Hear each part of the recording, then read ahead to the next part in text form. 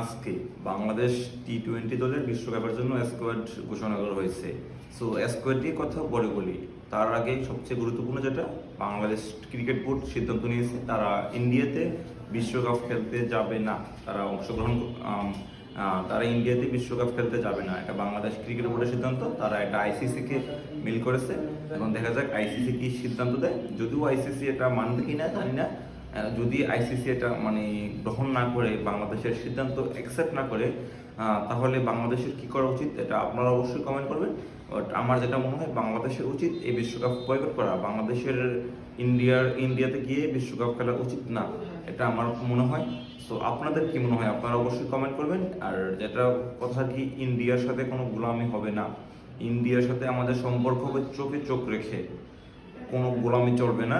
So বাংলাদেশের এই মুহূর্তে সবচেয়ে ইম্পর্টেন্ট যেটা, সেটা হলো বিশ্বকাপ বয়কট করা। যদি